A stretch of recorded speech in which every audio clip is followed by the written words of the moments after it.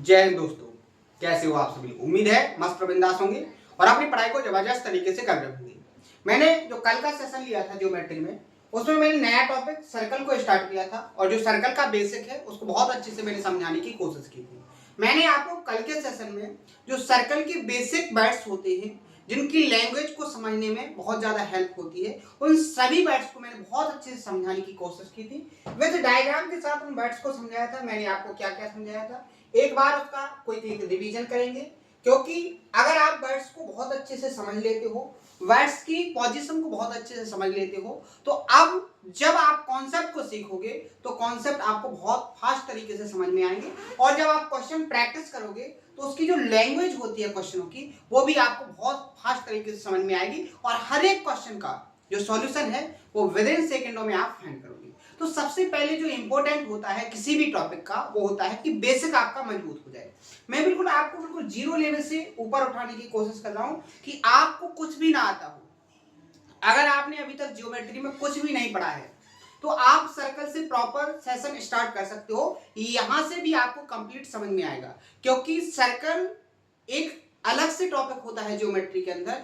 इसका अदर कॉन्सेप्टों से कोई रिलेशन नहीं होता है। लेकिन जैसे अगर आपने ट्रायंगल पढ़ा है तो उसके लिए लाइन और एंगल वाला कॉन्सेप्ट आपको कंप्लीट करना पड़ेगा, तभी जाके आपको क्या आएगा, ट्रायंगल का कॉन्सेप्ट समझ में आएगा। लेकिन यहां पर ऐसा नहीं है, सर्कल एक सेपरेट टॉपिक होता है ज्योमेट्री में। तो आपको प्रॉपर सर्कल स्टार्ट किया है मैंने कल के सेशन से, तो आप कल से भी अगर सेशन को कंटिन्यू करोगे तो भी आपको क्या होगा, पूरा का पूरा ज्योमेट्री समझ में आएगा, यानी कि सर्कल पूरा का पूरा आपको समझ में आ जाएगा।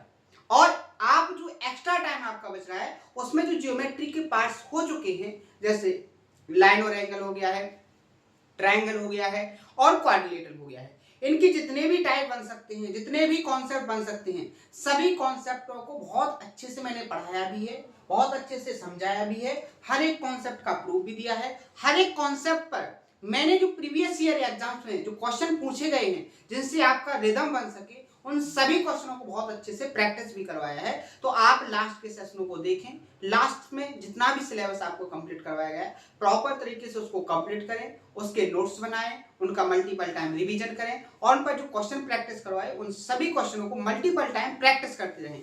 इसके अलावा आपको कुछ करने की जरूरत नहीं होगी, आपका पूरा जो कंटेंट है वो कंप्लीट है, आपको एक्स्ट्रा एफर्ट डालने की बिल्कुल भी जरूरत नहीं है। आप इसी को मल्टीपल टाइम प्रैक्टिस कीजिएगा। ये जो कॉन्सेप्ट मैंने आपको बताए, इनसे बाहर कभी भी एग्जाम्स में कॉन्सेप्ट क्रिएट नहीं हो सकता है। बस चेंजेस होगा तो लैंग्वेज में होगा, लेकिन कॉन्सेप्ट सेम रहेगा। ठीक है, तो आप बहुत मेहनत के साथ पढ़िएगा। कल के सेशन का एक बार क्विकली रिवीजन कर लेते हैं। कल मैंने जो टॉपिक उठाया था वो उठाया था सर्कल। क्या उठाया था? सर्कल। ठीक है, सर्कल। सर्कल में मैंने आपको बताया था क्या, सर्कल में मैंने आपको सबसे पहले बताया था कि इसकी डेफिनेशन क्या होती है, इसका डायग्राम क्या होता है। सर्कल में जो बेसिक वर्ड्स होते हैं, जो बेसिक वर्ड्स जो डिनोट करते हो आप, तो मैंने आपको सेंटर के बारे में बताया था, सर्कल की रेडियस के बारे में बताया था, सर्कल की सरकमफ्रेंस यानी कि परिधि के बारे में बताया था, सभी की पोजीशन को भी बताया था। इसके बाद मैंने आगे जैसे बढ़े थे तो मैंने आपको कॉर्ड का कॉन्सेप्ट बताया था कि कॉर्ड क्या होती है, किसी वृत्त की जीवा क्या होती है। आपको क्वाड से जो पार्ट होते हैं, जिन पार्टों में क्वाड सर्कल को डिवाइड करती है, उन सभी पार्ट्स को बहुत अच्छे से समझाया था और आपको पोजीशन भी बताई थी कि आपका माइनर सेगमेंट क्या होगा, मेजर सेगमेंट क्या होगा, माइनर आर्क क्या होगा, मेजर आर्क क्या होगा। इसके बाद अपन आगे बढ़े थे तो मैंने आपको बताया था कि जो सबसे बड़ी कॉर्ड होती है यानी कि लार्जेस्ट कॉर्ड होती है, वो आपकी क्या होती है, उस सर्कल का डायमीटर होती है। इसकी जो वैल्यू होती है रेडियस का कितना होता है, 2 गुना होता है। जो सर्कल का डायमीटर होता है वो रेडियस का डबल होता है। क्लियर है? आगे मैंने आपको कॉर्ड और जीवा में रिलेशन बताया था, सॉरी, कॉर्ड और आपको डायमीटर में रिलेशन बताया था कि जो डायमीटर होता है किसी सर्कल का वो जीवा के बराबर भी होगा और उससे हमेशा और हमेशा बड़ा होगा। क्लियर है? यानी जीवा जो होती है वो डायमीटर के बराबर भी हो सकती है और उससे हमेशा छोटी रहेगी, डायमीटर से कभी जीवा बड़ी नहीं हो सकती। क्लियर है? विद प्रूफ के साथ यहां बताया था और एक क्वेश्चन भी मैंने आपको प्रैक्टिस करवाया था। उसके बाद नेक्स्ट लेवल का जो सबसे बेसिक कॉन्सेप्ट होता है, जिससे स्टेट एग्जाम में क्वेश्चन देखने को मिलते हैं, वो कॉन्सेप्ट भी मैंने आपको एक्सप्लेन किया था। आगे बढ़े थे तो मैंने आपको टेंजेंट का कॉन्सेप्ट बताया था कि टेंजेंशियल पॉइंट क्या होता है, टेंजेंट होती क्या है, टेंजेंट और सेंटर से टेंजेंशियल पॉइंट पर जो लाइन खींची जाती है उनमें क्या रिलेशन होता है, बहुत अच्छे से मैंने कंप्लीट करवाया था। इसके आगे मैंने सेकंड लाइन का कॉन्सेप्ट बताया था और मैंने सेशन को कल फिनिश कर दिया था। अब इससे आगे अपन आज पढ़ेंगे। क्लियर है? तो सबसे पहला कॉन्सेप्ट सीखेंगे आज के सेशन का, वो क्या है? तो सबसे पहले ध्यान से देखेंगे कि कॉन्सेप्ट चल रहे हैं अपने सर्कल से रिलेटेड। तो मैंने सबसे पहले आपके सामने बना दिया सर्कल, ठीक है। मैंने आपको माइनर आर्क और मेजर आर्क दोनों बहुत अच्छे से कंप्लीट करवा दिए। अब आपको ध्यान से देखना है कि इनसे जो कॉन्सेप्ट बनते हैं वो कैसे बनते हैं, ठीक है। बहुत ध्यान से देखने की जरूरत है, अगर आप ध्यान से नहीं देखोगे तो कॉन्सेप्ट समझने में आपको प्रॉब्लम आएगी। क्लियर है? यहां पर मैंने क्या काम किया, यहां पर मैंने काम किया कि एक आर्क लिया, इस सर्कल का ये वाला आर्क ले लिया, ये आपका आर्क हो गया ए बी। मैंने एक आर्क लिया और इस आर्क का नाम हो गया ए बी। क्लियर है? तो आपको यहां पर एक कॉन्सेप्ट याद रखना है कि यहां पर मैंने दो आर्क बना दिए। क्या है? सॉरी, एक आर्क आपका ये हो गया और दूसरा आर्क आपका ये बड़ा हो जाएगा, ये वाला भी एक आर्क हो जाएगा। क्लियर है? मैंने आपको दो आर्क सर्कल में डिनोट करके बताए, दो आर्क मैंने हाईलाइट करके बताए। एक आपका क्या है? माइनर आर्क, और ऊपर वाला क्या है? Major arc. इस आर्क को जो येलो कलर का है इसको क्या नाम देंगे अपन?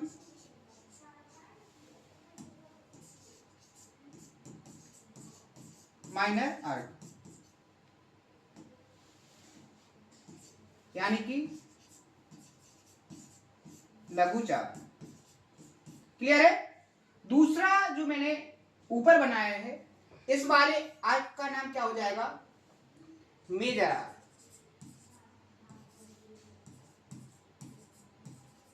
क्या हो जाएगा? मेजर आर्क, यानी कि दीर्घ चाप। क्लियर है? तो यहां से जो कॉन्सेप्ट बनता है, कॉन्सेप्ट क्या बनता है, यहां पर ये जो ओ है वो क्या है? सर्कल का सेंटर। तो कॉन्सेप्ट बनता है आपका कि अगर आपका आर्क सेम है तो सेम आर्क में बनाए गए एंगल कैसे होते हैं? इक्वल होते हैं।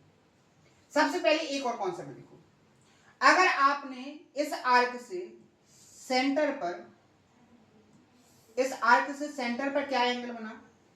अगर ये 2 थीटा बना तो इसी सेम आर्क से, ध्यान से सुनना, इसी सेम आर्क से सरकमफ्रेंस पर बना जो एंगल होगा वो क्या होगा? सेंटर पर बने एंगल का आधा होगा। ध्यान से सुनना, मैंने क्या बोला है। कॉन्सेप्ट को जितने ध्यान से तुम समझोगे उतना मजा आएगा आपको प्रैक्टिस करने में। मैंने क्या बोला है कि अगर आपका आर्क सेम है, देखो मैंने माइनर आर्क से, माइनर आर्क को लिया है, माइनर आर्क से अगर आपका ये वाला जो एंगल है, ये वाला एंगल अगर 2 थीटा है, ये जो एंगल है अगर ये एंगल आपका 2 थीटा है, तो आपका इसी सेम आर्क से, इसी सेम आर्क से जो सरकमफ्रेंस पर एंगल बनेगा ये वाला, ये क्या होगा? सेंटर पर बने एंगल का आधा। क्या होगा? अगर ये 2 थीटा है तो ये क्या होगा? आपका थीटा होगा। ध्यान से सुनो, एक बार फिर से एक्सप्लेनेशन करूंगा मैं। मैंने क्या बोला है? मैंने बोला है आपसे अगर आपका आर्क सेम हो, अगर आपका आर्क सेम हो, यानी कि अगर आपने सेम चाप लिया है तो उस सेम चाप से अगर सेंटर पर 2 थीटा एंगल बनेगा तो उसी सेम आर्क से आपका सरकमफ्रेंस पर यानी कि परिधि पर जो एंगल बनेगा वो सेंटर का आधा होगा। अगर मैं यहां पर 2 थीटा बन रहा है, आर्क कौन सा है? जी वाला माइनर आर्क।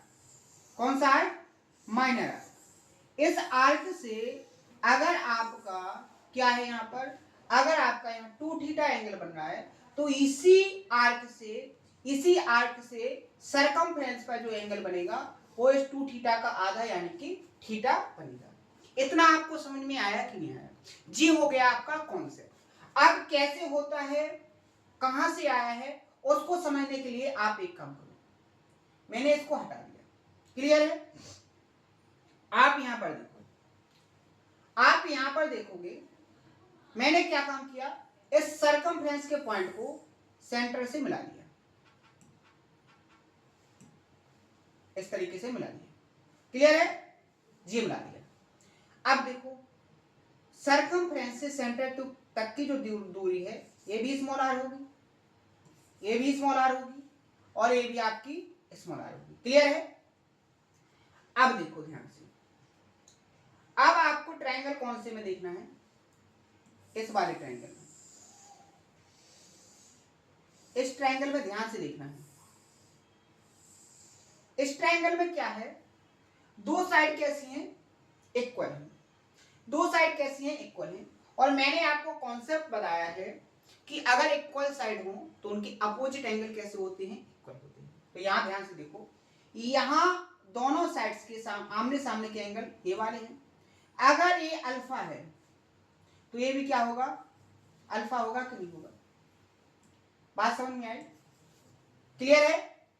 इसी तरीके से आप कौन से ट्रायंगल में देखो, अब आपको देखना है इस वाले ट्रायंगल में,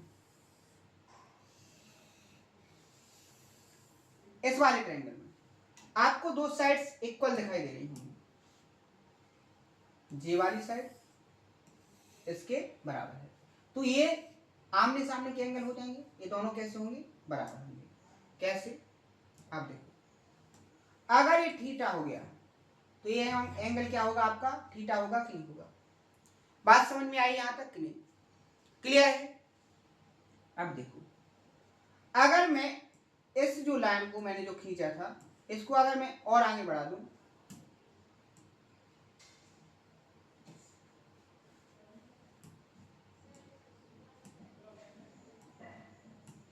ये वाली जो लाइन है इसको अगर और आगे तक खींचे, ठीक है, इस तरीके से। अब देखो ध्यान से देखो, ये जो ट्रायंगल था आपका कौन सा,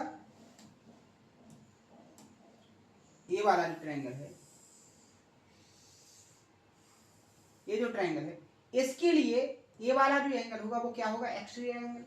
और एक्सटीरियर एंगल की जो वैल्यू होती है अपोजिट एंगल के सम के बराबर होती है, यानी आपका क्या हो जाएगा, इस एंगल की वैल्यू क्या हो जाएगी, 2 alpha, alpha plus alpha 2 alpha.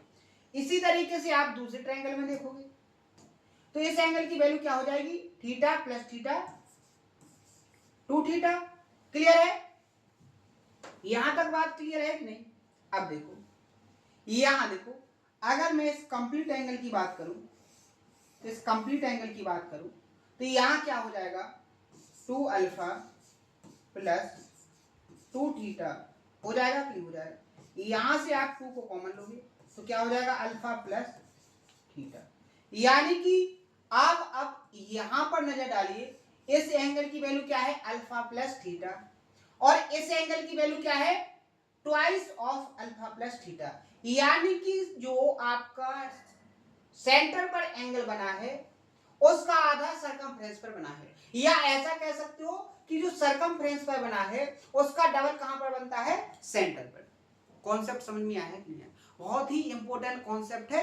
अभी क्वेश्चन में आपको प्रैक्टिस करवाने वाला हूं, तो आपको अगर एक क्वेश्चन कि कॉन्सेप्ट बहुत अच्छे से परफेक्ट हो गए तो आप क्वेश्चन को बहुत शानदार तरीके से सॉल्व कर लोगे। जैसे अगर एक क्वेश्चन की बात करूं मैं आपको समझाने की कि इससे कैसे क्वेश्चन पूछा गया था, तो आप इसको देख सकते हो, क्योंकि आपको ये भी तो पता होना चाहिए कि जो कॉन्सेप्ट आप लोग पढ़ रहे हो उसके कॉन्सेप्ट से कैसे लास्ट ईयर के एग्जाम में क्वेश्चन क्रिएट किए गए हैं, जिनसे आप बहुत अच्छे से तैयारी कर सको, एक अंदाजा लगा सको कि आपके एग्जाम्स में क्वेश्चन कैसे मॉडिफाई होगा, कैसे उनकी लैंग्वेज आएगी। जैसे आपकी प्रैक्टिस पहले से हो जाएगी तो आप एग्जाम हॉल में जब क्वेश्चन को देखोगे तो उनके अंदर के कॉन्सेप्ट को ऑब्जर्व करने की जो टेक्निक है, जो अप्रोच है, बेस्ट अप्रोच है, उससे आप बहुत अच्छे से उस क्वेश्चन के सॉल्यूशन का विद इन सेकंडों में आंसर फाइंड कर लोगे, ठीक है। लेकिन अगर आपने क्वेश्चन की प्रैक्टिस नहीं करके गए, आप कॉन्सेप्ट को केवल रट के निकल गए और आपको जब एग्जाम हॉल में क्वेश्चन मिलेगा तो आप बिल्कुल भूल जाओगे कि इस क्वेश्चन को कैसे सॉल्व करना है। लेकिन आपने पहले से कॉन्सेप्ट सीखा है, उसका प्रूफ को समझा है और उस पर किस तरीके के लैंग्वेज के क्वेश्चन एग्जाम्स में आए हैं और आगे कैसे आएंगे, इन सभी क्वेश्चनों की बहुत अच्छे से प्रैक्टिस करके जाओगे तो एक एग्जामिनर कैसे भी क्वेश्चन क्रिएट कर दे, आप उसके अंदर के कॉन्सेप्ट को शानदार तरीके से ऑब्जर्व करोगे और शानदार तरीके से अपने सेकंडों में आंसर फाइंड करोगे। क्लियर है? तो मैंने जो कॉन्सेप्ट पढ़ाया है उससे देखो क्वेश्चन कैसे पूछा गया था। क्वेश्चन था कि a chord of a circle is equal to its radius of length 9 centimetre, यानी कि जो सर्कल के अंदर कॉर्ड यानी कि जीवा खींची गई है वो इस प्रकार से है कि उसकी जो लेंथ है वो 9 सेंटीमीटर जो रेडियस है उसके बराबर है। यानी कि आप कह सकते हो कि यहाँ पर जो जीवा है उसकी लेंथ कितनी है, 9 सेंटीमीटर। समझ में आया कि नहीं आया? यहाँ उसने डायरेक्ट नहीं बोला कि कॉर्ड की लेंथ 9 सेंटीमीटर है, उसने यहाँ एक रिलेशन बना के दिया है कि जो कॉर्ड है उसकी जो लेंथ है वो रेडियस के बराबर है, जो सर्कल है उसकी रेडियस के बराबर है। तो यहाँ पर सबसे पहले उसने क्या बोला है कि एक सर्कल है। क्या बोला उसने? एक सर्कल है। मैंने आपके सामने एक सर्कल बना दिया। अब उसने बोला कि इसके अंदर एक कॉर्ड यानी कि जीवा, जीवा कैसे खींचते हैं बहुत अच्छे से मैंने बताया है कि सर्कल के अंदर कोई दो पॉइंट इस तरीके से ले लो और उन दोनों पॉइंटों को मिलाओगे तो जो अंदर लाइन बनेगी उसको क्या बोलेंगे, कॉर्ड यानी कि जीवा। सर्कल के किन्हीं भी दो बिंदुओं को मिलाकर जो लाइन बनती है उसको क्या कहते हैं, जीवा। बहुत अच्छे से इस कॉन्सेप्ट को मैंने कल बताया था। मैंने कहा था कि शब्दों को बहुत अच्छे से याद रखना है, उनकी पोजीशन को याद रखना है। कई बार भी कोई भी कॉर्ड आप खींच सकते हो। मैंने आपके सामने एक सर्कल बनाया, सर्कल के अंदर मैंने एक कॉर्ड खींची और ये हो गया आपका सर्कल का सेंटर। क्या हो गया? सेंटर। मान लीजिए O। क्लियर है? अब उसने कहा है कि सर्कल की जो रेडियस है उसके बराबर लेंथ की एक कॉर्ड है। तो यहां से मान लीजिए यहां तक की जो लेंथ होगी वो क्या होगी आपकी रेडियस, क्योंकि सेंटर से सरकमफ्रेंस तक की जो डिस्टेंस होती है वो क्या होती है आपकी रेडियस। क्लियर है? जी बन गया। यानी कि ये भी 9 सेंटीमीटर, ये भी 9 सेंटीमीटर और ये भी आपका 9 सेंटीमीटर, क्योंकि O से यहां तक की दूरी क्या हो जाएगी, अगर ये आपकी मान लीजिए कॉर्ड ए बी है तो OA और OB आपकी क्या हो गई, सर्कल की रेडियस, और AB आपकी कॉर्ड हो गई। तो AB जो कॉर्ड है उसकी जो लेंथ है वो रेडियस के बराबर है, यानी कि ये तीनों लेंथ कैसी हो गई, इक्वल लेंथ की। यानी कि AOB क्या बन गया है आपका एक इक्विलेटरल ट्रायंगल। कौन सा? समबाहु त्रिभुज। समबाहु त्रिभुज बन गया। अब आगे देखो क्वेश्चन को पढ़ो। क्वेश्चन में क्या पूछा गया है? क्वेश्चन में पूछा गया है कि find the angle subtended by it in major segment. अब यहां पर देखो मेजर सेगमेंट क्या होगा, मैंने कहा था ना वर्ड्स को बहुत ध्यान से देखना है। अगर आपकी एक कॉर्ड है तो यहां पर दो सेगमेंट बनेंगे, एक ये वाला सेगमेंट और दूसरा कौन सा सेगमेंट होगा, जे वाला सेगमेंट। मैंने इनके दोनों के नाम बताए थे। नीचे वाला आपका क्या हो जाएगा, जी वाला आपका क्या हो जाएगा, माइनर सेगमेंट, और ये ऊपर वाला क्या हो जाएगा आपका मेजर सेगमेंट। तो उसने क्या बोला है, उसने बोला है कि आपका मेजर सेगमेंट में जो एंगल सबटेंडेड किया गया है उसकी वैल्यू क्या है। मेजर एंगल में देखो इस तरीके से बनाया गया है। तो ये वाला एंगल क्या होगा, इस एंगल की उसने वैल्यू को पूछा है, इस वाले एंगल की वैल्यू को पूछा है उसने। वो पूछना चाहता है कि इसकी वैल्यू क्या होगी। आप देखो इस कॉर्ड के द्वारा सेंटर पर भी एंगल बनाया गया है और इसी कॉर्ड के द्वारा सरकमफ्रेंस पर भी एंगल बनाया गया है, यानी कि सेम आर्क के द्वारा सेंटर पर एंगल बनाया गया है और उसी आर्क के द्वारा सरकमफ्रेंस पर भी एंगल बनाया गया है। तो मैंने अभी जस्ट एक कॉन्सेप्ट पढ़ा है आपको कि सेम आर्क से अगर आप सेंटर पर और सरकमफ्रेंस पर कोण बनाओगे तो जो सेंटर पर एंगल बनेगा उसका आधा कहां पर बनेगा, सरकमफ्रेंस पर। विद प्रूफ के साथ मैंने इसको समझाया है। अगर सरकमफ्रेंस पर आपका जो एंगल बनेगा उसका डबल कहां पर बनेगा, आपका सेंटर पर। क्लियर है यहां तक? इसी कॉन्सेप्ट का अपन यूज करेंगे यहां पर। तो आप बताइए कि ये वाला एंगल क्या होगा, सेंटर पर ये जो एंगल बना है इसका आधा होगा सरकमफ्रेंस पर। अब मेन चीज जो है, जो ऑब्जर्वेशन की सबसे बेस्ट इंपॉर्टेंट चीज है, वो क्या होना चाहिए था कि आपको पता होना चाहिए था कि यहां पर जो एंगल बनेगा वो कितना होगा। तो मैंने बताया है कि जो इक्विलेटरल ट्रायंगल होते हैं उनकी तीनों साइड्स कैसी होती हैं, इक्वल होती हैं। तो उनके तीनों एंगल्स भी कैसे होते हैं, इक्वल। अगर ट्रायंगल के तीनों एंगल्स का सम कितना होता है 180, तो ईच एंगल कितने का हो जाएगा 60 डिग्री का। अगर यहाँ पर एंगल 60 डिग्री का बनता है तो सरकमफ्रेंस पर कितने डिग्री का एंगल बनेगा 30 डिग्री का। यानी ऑप्शन नंबर सी यहाँ पर क्या हो जाता है आपका करेक्ट आंसर, क्या हो जाता करेक्ट आंसर। तो यहां से आपको अनुमान लगाया जा सकता है कि एग्जाम्स में कॉन्सेप्ट से कैसे क्वेश्चन क्रिएट होते हैं। लेकिन ये सारी की सारी टेक्निक, ये जो अप्रोच है वो आपके अंदर कब डेवलप होगी, जब आप बहुत अच्छे से कॉन्सेप्ट को समझोगे, ध्यान से सेशन को देखोगे, प्रॉपर तरीके से उसके नोट्स बनाओगे, प्रॉपर तरीके से कॉन्सेप्ट को नोट करोगे, उसका रिवीजन करोगे और उस पर जो क्वेश्चन मैं आपको प्रैक्टिस करवाता हूं उन सभी क्वेश्चनों को बहुत अच्छे से प्रैक्टिस करोगे। एक बार मैंने प्रैक्टिस करवाया, एक बार आप खुद से प्रैक्टिस करोगे, क्योंकि खुद से जब तक प्रैक्टिस नहीं करोगे आपको अपने अंदर के जो डाउट्स है वो कंप्लीट ही नहीं होंगे, आपको पता ही नहीं चलेगा कि आपको बेसिकली क्वेश्चन के अंदर डाउट क्या आ रहा है। यहाँ तो मैं सारे कॉन्सेप्ट को एक्सप्लेन करता गया, आपको ध्यान आता जाएगा हाँ ये कॉन्सेप्ट होता है मुझे आता है, लेकिन जब आप खुद से सॉल्व करोगे तो आपको पता चलेगा कि हाँ जो मैंने यहाँ पर कॉन्सेप्ट एक्सप्लेन किया है, जो यहाँ पर यूज हुआ है वो कॉन्सेप्ट आपको आता था क्या। अगर मैंने उसको हिंट कर दिया तब तो आपको आ जाएगा, लेकिन उसके पहले अगर आप प्रैक्टिस करते हो और आपने प्रैक्टिस किया और आपको वो कॉन्सेप्ट नहीं आया तो यहां पर क्लियर हो गया कि अभी आपको वो कॉन्सेप्ट समझने की जरूरत है। फिर आप उस कॉन्सेप्ट को समझो, उसका रिवीजन करो, ऐसे क्या होगा आपकी जो वीक पॉइंट है वो बहुत स्ट्रांग हो जाएंगे। क्या हो जाएंगे, बहुत स्ट्रांग हो जाएंगे। और जब आपने ऐसा कंटिन्यू कर दिया, आपने कॉन्सेप्ट को समझा, कॉन्सेप्ट से प्रैक्टिस की, तो आपके सारे डाउट्स धीरे धीरे क्या हो जाएंगे, सॉल्व होते जाएंगे और एक टाइम पर आपकी जो प्रिपरेशन है वो कंप्लीट स्ट्रांग हो जाएगी कि आप जैसे ही क्वेश्चन को देखोगे उसका आंसर फाइंड कर लोगे। क्लियर है। तो मेहनत से पढ़ोगे तो सारी चीजें कंप्लीट ऑटोमेटिक हो जाएंगी, और अगर मेहनत से नहीं पढ़ोगे तो बहुत ज्यादा प्रॉब्लम होने वाली है। तो सबसे पहले आपको जो कॉन्सेप्ट पढ़ाया गया वो समझ में आ गया कि ये कॉन्सेप्ट है क्या और इस कॉन्सेप्ट से क्वेश्चन कैसे पूछा जाएगा। क्लियर है। नेक्स्ट कॉन्सेप्ट देखो, नेक्स्ट कॉन्सेप्ट देखो, मैंने आपके सामने नेक्स्ट कॉन्सेप्ट बताने की कोशिश करूंगा कि बहुत ध्यान से देखना। यहां पर देखो इन कॉन्सेप्टों के कोई नाम नहीं है लेकिन इंपॉर्टेंट बहुत ज्यादा है, इंपॉर्टेंट बहुत ज्यादा है। कैसे है वो देखो। अब मैंने आपके सामने एक सर्कल बनाया है और ये हो गया सर्कल का सेंटर, ये हो गया ओ। तो यहां पर कॉन्सेप्ट क्या कहता है कि अगर आपका चाप सेम हो तो उसके सेम आर्क में जितने भी एंगल बन सके, जितने भी एंगल बन सके उन सभी एंगल्स की वैल्यू कैसे होगी, इक्वल होगी।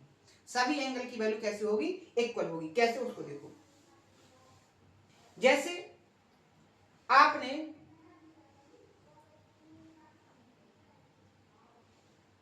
क्या काम किया, इतना आर्क ले लिया,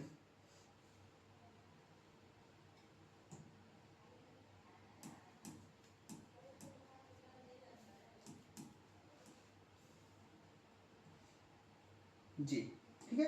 अब आपने मान लीजिए ये वाला आर्क ले लिया, जी आर्क ले लिया, क्या ले लिया, जी आर्क ले लिया। अब इस आर्क से आपने क्या काम किया, एंगल बनाना स्टार्ट किया, जे एंगल बनाया, ये बन गया। दूसरा देखो, इसी आर्क से आपने यहां पर बी एंगल बनाया। समझने की कोशिश करना, आपने आर्क नहीं बदला, आपका आर्क कैसा है, सेम, बस सरकमफ्रेंस पर जो पॉइंट है उसको क्या कर दिया, चेंज करते गए। आपने सेम आर्क से यहां पर एंगल बनाया इस तरीके से जी। उसके बाद और कैसे भी बना लो, कितने भी एंगल आप बना सकते हो इसमें। आपका अगर आर्क चेंज नहीं करोगे तो आपका जो एंगल होगा वो कैसे होगा, सेम होगा। यहां देखो कैसे सेम, आप देखो अगर यहां पर आपने थीटा एंगल बनाया तो यहां पर क्या बनेगा, थीटा बनेगा, यहां पर क्या बनेगा, थीटा बनेगा, यहां भी क्या बनेगा, थीटा बनेगा। क्लियर है। यानी कि आपने केवल इसी आर्क को लिया, इस आर्क को लेकर आपने सरकमफ्रेंस पर आपने क्या बनाए हैं, एंगल बनाए हैं। तो आप कितने भी सेम आर्क को लेकर उसकी सरकमफ्रेंस पर एंगल क्रिएट कर लो, उन सभी एंगल्स की वैल्यू कैसी होगी, इक्वल होगी। कैसे होगी, इक्वल होगी। कैसे होगी उसको देख लो। अभी मैंने आपको एक कॉन्सेप्ट बहुत अच्छे से एक्सप्लेन किया है, क्वेश्चन भी प्रैक्टिस करवाया है कि अगर आपका सेंटर पर जो एंगल बना है सेम उसी आर्क से अगर सरकमफ्रेंस पर आप एंगल बनाओगे तो वो क्या होगा, सेंटर पर बने एंगल का आधा। अगर आपका यहाँ 2 थीटा है और इसी सेम आर्क से अब आप सरकमफ्रेंस पर मान लीजिए आपने ये वाला एंगल बनाया तो ये 2 थीटा का आधा थीटा होगा कि नहीं होगा। ये वाला भी सेम आर्क से बनाया है तो ये भी थीटा होगा कि नहीं होगा। ये वाला भी सेम आर्क से बनाया है तो सेंटर पर बने एंगल का आधा होगा कि नहीं होगा। ये 2 थीटा का आधा होगा कि नहीं होगा। बात समझ में आई, प्रूफ आपको समझ में आया कि नहीं आया। अगर आपने पहले वाले कॉन्सेप्ट को ध्यान से देख लिया, अगर इसको समझ लिया तो आप इसको बहुत अच्छे से समझ लोगे। इसको एक तरीके से और समझो, अगर आपको डायग्राम इस तरीके से दे दिया जाए, अगर आप इस तरीके से देखोगे, इस तरीके से देखोगे, आपका ये सेंटर हो गया, ये सेंटर हो गया, क्लियर है। ये सेंटर, ये आपका हो गया ओ, क्या हो गया, ओ सेंटर। आप ध्यान से देखो, अगर डायग्राम आपका इस तरीके से, अब आपने जो आर्क लिया है वो मेजर आर्क लिया है। मैं दोनों तरीके से क्यों समझा रहा हूं कि आपको डायग्राम बनाने में कोई कंफ्यूजन ना हो। अभी मैंने क्या किया था, इसमें स्मॉल आर्क को लिया था, अब मैंने इसको मेजर आर्क को लिया है, यानी माइनर आर्क से समझ गए।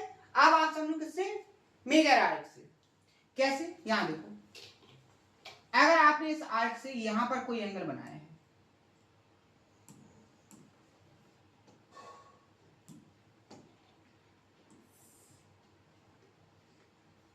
यहां पर जी देखो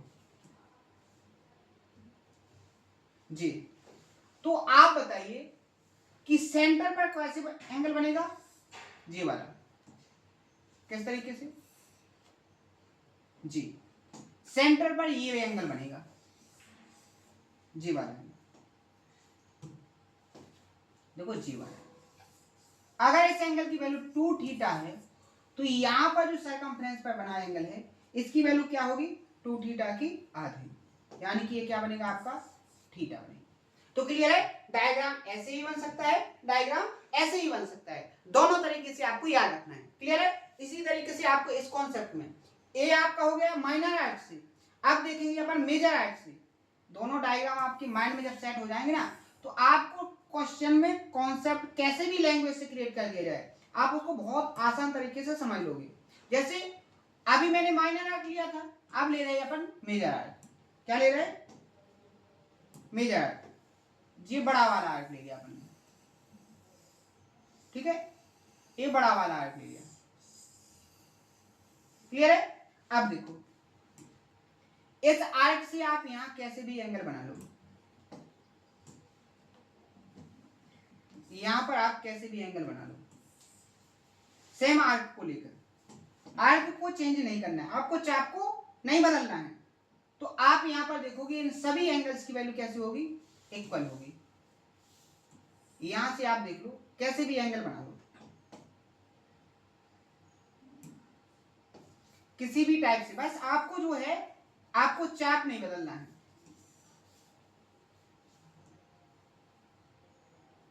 ये देखो, तो यहां पर जो एंगल ये होगा सेम वही ये होगा, सेम वही ये होगा, यानी कि इन तीनों एंगल्स की वैल्यू क्या होगी, यहां पर इक्वल होगी।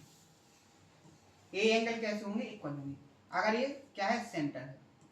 क्लियर है, बात समझ में आ गई आपको कि नहीं आ गई। डायग्राम ऐसे भी बन सकता है और डायग्राम ऐसे भी बन सकता है, तो दोनों तरीके से आपको ध्यान रखना है और दोनों तरीके से क्वेश्चन में आपको देखने को भी मिलेगा। क्लियर है, तो आपको एक कॉन्सेप्ट है बहुत अच्छे से आ गया होगा। दूसरा कॉन्सेप्ट है, तीसरा कॉन्सेप्ट देखो, अभी तो ये बेसिक कॉन्सेप्ट है, अभी तो ये बेसिक कॉन्सेप्ट है। अभी आपको जो एडवांस लेवल के जो एग्जाम्स में जी आपकी स्टेट लेवल के कॉन्सेप्ट हैं, इनसे स्टेट एग्जाम में क्वेश्चन क्रिएट किए जाते हैं। लेकिन अभी आपको जो प्रॉपर तैयारी करें, आप तो सीडीएस, सीजीएल, सीपीओ या दिल्ली पुलिस या आप एससीएचएसएल या एमटीएस एसएससी की किसी भी एग्जाम को, आप मैथ को हर एक एग्जाम्स को कंप्लीट करना चाहते हो, तो उसके लिए अभी आपको बहुत ज्यादा पढ़ने की जरूरत है। अभी ये तो केवल स्टेट एग्जाम के कॉन्सेप्ट चले हैं। स्टेट एग्जाम्स में क्या होता है कि छोटे छोटे क्वेश्चन क्रिएट किए जाते हैं, तो वो बेसिक कॉन्सेप्टों पर ही क्रिएट होते हैं। एडवांस और थोड़े मॉडरेट डिफिकल्ट लेवल के जो कॉन्सेप्ट होते हैं, और वो जो कॉन्सेप्ट होते हैं उन पर जो क्वेश्चन क्रिएट किए जाते हैं, वो आपके बेस्ट एग्जाम्स हैं, उन्हीं में आपको देखने को मिलेंगे। ठीक है, तो अपन को तो बिल्कुल हर एक एग्जाम की कंटेंट को प्रॉपर तरीके से कंप्लीट करना है, तो अपन को छोड़ के तो कुछ नहीं चलना है, लेकिन स्टार्ट अपन बेसिक से करेंगे और ले जाएंगे अपन एडवांस लेवल तक, कोई कॉन्सेप्ट नहीं छोड़ेंगे। ठीक है, तो नेक्स्ट कॉन्सेप्ट देखो, मैंने अभी आपको क्या बता दिया, दो कॉन्सेप्ट कंप्लीट करवा दिए। तीसरा कॉन्सेप्ट देखो आज के सेशन का, यहां पर मैंने क्या काम किया, जो नेक्स्ट कॉन्सेप्ट है आपका, ये क्या है, सेंटर है, और सेंटर से क्या निकाली मैंने, कॉर्ड निकाली, यानी कि एक जीवा खींची। ठीक है, ये जीवा इस तरीके से है कि वो कैसे जा रही है, सेंटर से होके जा रही है। कहां से होके जा रही है, सेंटर से होके जा रही है। तो सेंटर से होके जब कोई कॉर्ड जाती है तो वो सर्कल को दो इक्वल पार्ट में डिवाइड करती है, यानी कि सर्कल को बाइसेक्ट कर देती है, समद्विभाजित कर देती है, यानी कि आपका ऊपर भी आधा सर्कल रहेगा और सेम उतना ही नीचे सर्कल रहेगा, यानी कि जो सर्कल होगा ऊपर वाला व्यू कहलाएगा आपका सेमी सर्कल, सेमी सर्कल, यानी कि अर्धवृत्त, आधा वृत्त, और इसको भी अपन नाम देंगे सेमी सर्कल, यानी कि अर्धवृत्त। बात समझ में आई कि नहीं आई, यहां तक आपको कंप्लीट है कि नहीं। अब यहां से कॉन्सेप्ट क्या बनता है, बहुत ही इंपॉर्टेंट कॉन्सेप्ट है, क्वेश्चन बहुत ज्यादा क्रिएट होते हैं। कॉन्सेप्ट बनता है कि जो सेमी सर्कल होता है, जो अर्धवृत्त होता है, अर्धवृत्त में बना एंगल हमेशा और हमेशा 90 डिग्री का होता है। ध्यान से सुनो, मैंने क्या बोला है कि सेमी सर्कल में बना जो एंगल होता है वो हमेशा और हमेशा 90 डिग्री का होता है। कैसे, आप यहां पर देखो, जैसे मैंने एंगल को कैसे बनाया है, मैंने इस तरीके से यहां एंगल बनाया है, ये एंगल बना दिया। तो यहां जो एंगल बना है इसका मैंने बोला है कि ये हमेशा और हमेशा राइट एंगल होगा, यानी कि 90 डिग्री का होगा। बात समझ में आई। सेमी सर्कल में आप कहीं पर भी कोई भी एंगल बना लो, कैसे भी एंगल बना लोगे, आप जहां भी एंगल बनाओगे वो हमेशा और हमेशा कैसा बनेगा, एक राइट एंगल बनेगा। ये बना दिया आपने, ठीक है, क्लियर है। दूसरा देखो, आपने इसी, आप कहीं पर भी कोई एंगल बनाओ सेमी सर्कल में, वो एंगल हमेशा 90 डिग्री का बनेगा। अभी मैं इसका प्रूफ भी आपको बताऊंगा। आपने यहां भी सेमी सर्कल में ये वाला एंगल बनाया, तो ये सभी के सभी जो एंगल्स हैं वो कैसे हैं, सरकमफ्रेंस पर राइट एंगल है। ये भी राइट एंगल है, ये भी राइट एंगल है, ये भी राइट एंगल है। क्लियर है। तो यहां से कॉन्सेप्ट निकल के आया है कि सेमी सर्कल में जो एंगल्स बनते हैं वो हमेशा और हमेशा सरकमफ्रेंस पर 90 डिग्री का एंगल बनाते हैं। जैसे आप नीचे बना लो, कहीं पर भी नीचे भी जो एंगल बनेगा, क्योंकि ये भी तो एक सेमी सर्कल है, ये भी तो कैसे एंगल बनाएगा, राइट एंगल। ये भी आप देख लो, यहां पर भी जो एंगल बनेगा सरकमफ्रेंस पर वो कैसे होगा, 90 डिग्री पर, एक राइट एंगल होगा। क्लियर है। ये सारे के सारे एंगल कैसे होंगे, राइट एंगल। कैसे होगा उसको समझो। सबसे पहले ऊपर वाले डायग्राम को समझो। अगर ये सेंटर है तो यहां पर ये जो एंगल बनेगा कितने डिग्री का बनेगा, 180 का। अगर इस वाले आर्क को आपने लिया है, इस वाले आर्क को आपने लिया है, ये चाप जो आपने लिया है, इस चाप से आपका सेंटर पर जो एंगल बना है वो 180 का बन रहा है। तो इसी आर्क से आप सरकमफ्रेंस पर, इसी आर्क से आप सरकमफ्रेंस पर कोई भी एंगल बनाओगे सेंटर पर बने एंगल का क्या होगा, आधा होगा। अगर ये 180 है तो ये वाला एंगल कितना होगा आपका, 90 होगा। अगर ये 180 है तो ये वाला एंगल कितना होगा आपका, 180 का आधा। ऐसे ही ये वाला एंगल क्या होगा, 180 का आधा। ये वाला भी क्या हो जाएगा, 180 का आधा, यानी कि 90 डिग्री। बात समझ में आई? प्रूफ आपको समझ में आया कि नहीं आया? क्लियर है कि नहीं? ये आपका 180 का आधा। तो यहां पर कॉन्सेप्ट क्या बन गया कि अर्धवृत्त में बना एंगल हमेशा और हमेशा क्या होगा, एक राइट एंगल होगा, समकोण होगा, चाहे आप नीचे बना लो चाहे आप ऊपर बना लो। तो ये कॉन्सेप्ट आपका क्लियर हो गया। आगे बढ़ जाए, आगे बढ़ जाए। नेक्स्ट कॉन्सेप्ट ये हो गया आपका कॉर्ड से रिलेटेड कंप्लीट। जो कॉन्सेप्ट बनते हैं वो सारे के सारे कंप्लीट हो गए, यानी जीवा से रिलेटेड जो भी बेसिक कॉन्सेप्ट बनते हैं वो आपके कंप्लीट हो चुके हैं। अब सर्कल से रिलेटेड आगे का जो कॉन्सेप्ट है उसको देखो। मैंने आपके सामने एक सर्कल बनाया और इस सर्कल के अंदर मैंने क्या काम किया है, ये सर्कल का क्या हो गया, सेंटर।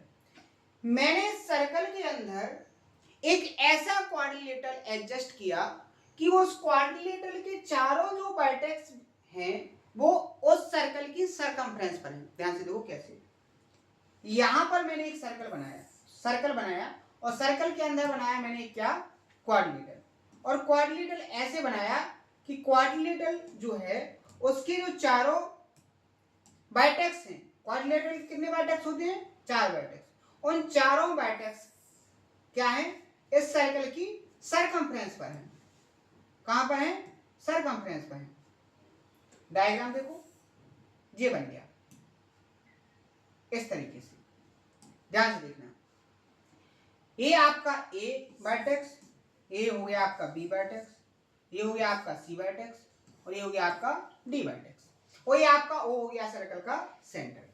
तो यहां पर आपको ध्यान देना है कि अगर किसी सर्कल के अंदर एक ऐसा क्वाड्रिलेटरल बनाया जाए जिसके चारों वर्टेक्स सर्कल की सरकमफ्रेंस पर हो, यानी कि परिधि पर हो, तो वो जो क्वाड्रिलेटरल होता है वो क्या कहलाता है आपका, साइक्लिक क्वाड्रिलेटरल, चक्रीय चतुर्भुज।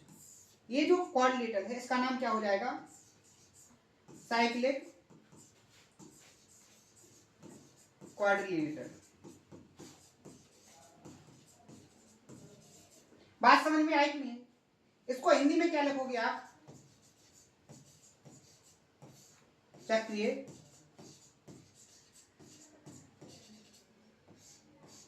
क्या लिखोगे, चक्रीय चतुर्भुज। बात समझ में आई कि नहीं आई? यानी कि आपका ये कॉन्सेप्ट क्लियर हो जाना चाहिए कि अगर किसी सर्कल के अंदर कोई क्वाड्रिलेटरल इस तरीके से बनाया जाए कि उस क्वाड्रिलेटरल के चारों के 4 वर्टेक्स सर्कल की सरकमफ्रेंस पर आ जाए, तो वो जो क्वाड्रिलेटरल होगा उसकी जो प्रॉपर्टीज बन जाएगी वो क्या बन जाएगी कि वो क्या है, आपका एक साइक्लिक क्वाड्रिलेटरल है, चक्रीय चतुर्भुज है। अब अगर चक्रीय चतुर्भुज है तो इसकी प्रॉपर्टीज क्या होती है, इनकी जो क्या होती है, कॉन्सेप्ट होते हैं वो क्या होते हैं उसको देखो। अब आप देखो, अगर आपने इनको मिला दिया यहां से, डी वाले वर्टेक्स को मिला दिया सेंटर से और बी वर्टेक्स को भी कहां से मिला दिया, सेंटर पर। कहां पर मिला दिया, सेंटर पर। यहां देखो, अब आपको मैंने अभी जो कॉन्सेप्ट पढ़ाया है उस कॉन्सेप्ट से देखो, अगर यहां पर जो एंगल है वो ए है तो इसके सेंटर पर जो एंगल होगा, इसकी जो सेंटर पर एंगल होगा वो क्या होगा, इसका दुगना होगा कि नहीं होगा, 2a हो जाएगा कि नहीं हो जाएगा, 2a हो जाएगा कि नहीं हो जाएगा। अब यहां देखो, दूसरा देखो, यहां पर अगर आपका यहां देखो सरकमफ्रेंस पर कितना एंगल बना है, सी एंगल बना है। अगर इस एंगल की वैल्यू कितनी है, सी है, तो यहां पर जो सेंटर पर बनेगा इसका डबल हो जाएगा कि नहीं हो जाएगा, ट्वाइस ऑफ सी हो जाएगा कि नहीं हो जाएगा। अगर हम बात करेंगे कंप्लीट सेंटर पर कितना एंगल बना है, ये जो कंप्लीट सेंटर है इस पर जो कंप्लीट एंगल है वो कितना बना है, तो वो क्या हो जाएगा, 2a प्लस 2c, इसकी वैल्यू किसके बराबर हो जाएगी? 360 डिग्री के बराबर। यानी कि कंप्लीट जो एंगल बनता है वो 360 डिग्री का बनता है, और यहां पर जो कंप्लीट एंगल है वो 2a प्लस 2c है। अब यहां देखो आगे, अगर आप इसको सॉल्व करोगे तो 2 यहां से कॉमन लोगे, तो 2 कॉमन लोगे तो क्या हो जाएगा? Angle A plus angle C, इसकी वैल्यू 360 के बराबर हो जाएगी। क्लियर है? अब ये 2 इसके नीचे जाएगा तो angle A plus angle C किसके बराबर हो जाएगा? 180 डिग्री के बराबर हो जाएगा कि हो जाएगा। तो इसी तरीके से आप जब क्या काम करोगे, ए और सी को मिलाओगे सेंटर से, तो यहां पर क्या आ जाएगा आपका दूसरा, इसी तरीके से आप प्रूव करोगे तो क्या हो जाएगा? Angle B plus angle D की भी वैल्यू कितनी हो जाएगी आपकी? 180। क्या हो जाएगी? 180। अब ध्यान से देखो, आपको मैंने क्या बोला कि अगर कोई सर्कल ऐसे बनाओ और सर्कल के अंदर एक क्वाड्रिलेटरल बनाओ, अगर उस क्वाड्रिलेटरल के चारों के चार वर्टेक्स आपके सर्कमफ्रेंस पर हो, ऐसे नहीं, देखो ऐसे नहीं बनाना है आपको डायग्राम कि आपने एक सर्कल बना दिया और सर्कल के अंदर कोई एक क्या बनाया आपने? क्वाड्रिलेटरल। देखो ऐसे, इस तरीके से नहीं, सॉरी, ऐसे ऐसे और ऐसे। ये भी तो आपका क्या है? क्वाड्रिलेटरल है, चार साइड है, क्वाड्रिलेटरल है कि नहीं? तो आपका इसकी नहीं, इस तरीके से कि उसके चारों के चार वर्टेक्स कहां पर होना चाहिए? सर्कमफ्रेंस पर होना चाहिए। क्लियर है? तो यहां पर जैसे ही आपने कहा है कि एक सर्कल है और सर्कल के अंदर जो क्वाड्रिलेटरल बनाया गया है उसके चारों के चार वर्टेक्स सर्कमफ्रेंस पर है, तो वो बन गया आपका साइक्लिक क्वाड्रिलेटरल, चक्रीय चतुर्भुज। अब यहां से जो प्रॉपर्टीज निकली है वो क्या निकली है? अगर कोई क्वाड्रिलेटरल ऐसे है कि वो एक साइक्लिक क्वाड्रिलेटरल बनता है तो उसकी जो अपोजिट एंगल होते हैं उनका जो सम होता है, ए किसके अपोजिट में है? सी के, सी किसके अपोजिट में है? ए के, इन दोनों एंगल का सम कितना है? 180। अगर कोई क्वाड्रिलेटरल किसी सर्कल के अंदर इस तरीके से बनाया जाए कि अपोजिट एंगल का सम क्या हो जाए? 180 का हो जाए, अपोजिट एंगल का सम कितना हो जाए? 180 के बराबर हो जाए, तो वो क्वाड्रिलेटरल आपका क्या कहलाएगा? Cyclic quadrilateral. तो आपको दोनों तरीके से याद रखना है। अगर आपको ऐसे दिया गया है क्वेश्चन के अंदर कि एक सर्कल बनाया गया है, सर्कल के अंदर एक क्वाड्रिलेटरल ऐसे बनाया गया है कि क्वाड्रिलेटरल के चारों के चार वर्टेक्स सर्कमफ्रेंस पर हैं, तो आपको वहां पर याद होना चाहिए कि इसके जो अपोजिट एंगल हैं उनकी जो वैल्यू का सम होगा वो 180 का होगा। अगर आपका ये एंगल कंप्लीट मान लीजिए ये आपका 70 है तो ये आपका क्या हो जाएगा? 110 का। अगर ये मान लीजिए 60 का है तो ये आपका क्या हो जाएगा? 120 का। बात समझ में आई कि नहीं आई? बात समझ में आई कि नहीं आई? अब अगर मान लो उसने कह दिया कि एक सर्कल के अंदर एक क्वाड्रिलेटरल इस तरीके से बनाया गया है कि अपोजिट एंगल कैसे है उसके? अपोजिट एंगल का सम कितना है? 180 का है, तो आप क्या कहोगे कि वो क्वाड्रिलेटरल कैसा है? एक चक्रीय चतुर्भुज है, एक साइक्लिक क्वाड्रिलेटरल है। यहां तक आपको समझ में आ गया कि नहीं आ गया? कॉन्सेप्ट आपको समझ में आ गया कि नहीं आ गया? तो ये अभी तक मैंने जो पढ़ाया है वो सारे के सारे आपके कॉन्सेप्ट कंप्लीट हो गए कि नहीं हो गए? मैंने आपको क्या पढ़ाया? सबसे पहले इस कॉन्सेप्ट को, उसके बाद इस कॉन्सेप्ट को, फिर उसके बाद इस कॉन्सेप्ट को, सभी को मैंने विद प्रूफ के साथ समझाया, सभी की पोजीशन भी मैंने बहुत अच्छे से बताई। उसके बाद नेक्स्ट कॉन्सेप्ट मैंने क्या पढ़ाया आपको? जी वाला, साइक्लिक क्वाड्रिलेटरल वाला। क्या है? साइक्लिक क्वाड्रिलेटरल वाला। ठीक है? अब आपको क्या काम करना है? जो मैंने आपको कॉन्सेप्ट पढ़ाए हैं उन सभी कॉन्सेप्टों को बहुत अच्छे से नोट करना है, उनको रिवाइज करना है, और उन पर जो मैंने आपको क्वेश्चन प्रैक्टिस करवाए हैं उन क्वेश्चनों को भी बहुत अच्छे से प्रैक्टिस करना है। क्योंकि जितना आपको पढ़ाया जाए अगर आप कंटिन्यू उसको कंप्लीट करके चलोगे तो आपको बहुत अच्छे से परफेक्ट तरीके से आपकी जो प्रिपरेशन है वो कंप्लीट हो जाएगी। और अगर आपने कॉन्सेप्ट को छोड़ा या स्किप किया या उसको समझने से आपने खुद को बचाया तो आप ये मत समझ लीजिए कि आप कंपटीशन की लाइन में बिल्कुल गलत आए। कंपटीशन में आपको पूरा का पूरा पढ़ना है, जो भी पढ़ाया जाए उसको कंप्लीट करना है। कंप्लीट कैसे होगा वो मैंने सारे के सारे तरीके बताए हैं। कॉन्सेप्ट बहुत अच्छे से रिवाइज करो, कॉन्सेप्ट को बहुत अच्छे से प्रैक्टिस करो, बहुत अच्छे से कंप्लीट हो जाएगा, बहुत अच्छे से परफेक्ट हो जाएगा। ठीक है? आगे का जो है आपको मैंने बताया कि रिवीजन भी करना है, तो आपका सेंट्रॉइड मैंने कंप्लीट करवाया था लास्ट के सेशन में कि आपको सेंट्रॉइड के सारे कॉन्सेप्ट को कंप्लीट करना है। उसके आगे के जो भी कॉन्सेप्ट है उनको रिवाइज करना है, बहुत अच्छे से उसको क्या करना है? प्रैक्टिस करना है, फिर उसको कमेंट में करना है। क्लियर है? तो आज के सेशन में अपन यही रुकेंगे। कल के सेशन में यहाँ से आगे बढ़ेंगे, आगे के कॉन्सेप्ट को सीखेंगे, आगे के क्वेश्चन की प्रैक्टिस करेंगे। हर एक सेशन बहुत परफेक्ट तरीके से, सिस्टमैटिक तरीके से आपको कंप्लीट करवाया जा रहा है। हर एक कॉन्सेप्ट को बहुत ध्यान से पढ़ाया जा रहा है, हर एक कॉन्सेप्ट को इतनी मजबूती के साथ बताया आपको जा रहा है, समझाया जा रहा है विद प्रूफ के साथ कि आपको कॉन्सेप्ट है जो सेशन के अंदर ही आपके माइंड के अंदर सेट हो जाए। बस आपको ध्यान से पढ़ने की जरूरत है। अगर आज के सेशन में आपको कोई डाउट आया हो तो उसको कमेंट बॉक्स में जरूर बताएं। हर एक डाउट को बहुत आसान तरीके से सॉल्व किया जाएगा, सिंपल लैंग्वेज में किया जाएगा, आपको बहुत अच्छे से समझ में आ जाएगा। आप स्टैंडर्ड क्लास में किसी भी सब्जेक्ट से रहे हो उससे कोई दिक्कत नहीं है, चाहे आप आर्ट्स के हो, चाहे साइंस के हो, चाहे बायोलॉजी, किसी भी सब्जेक्ट से हो, आपको मैथ बहुत अच्छे से परफेक्ट हो जाएगा। तो आज के सेशन में इतना ही। अगर सेशन पसंद आए तो लाइक जरूर करें और इसको शेयर जरूर करें। आज के लिए इतना ही। थैंक यू, धन्यवाद।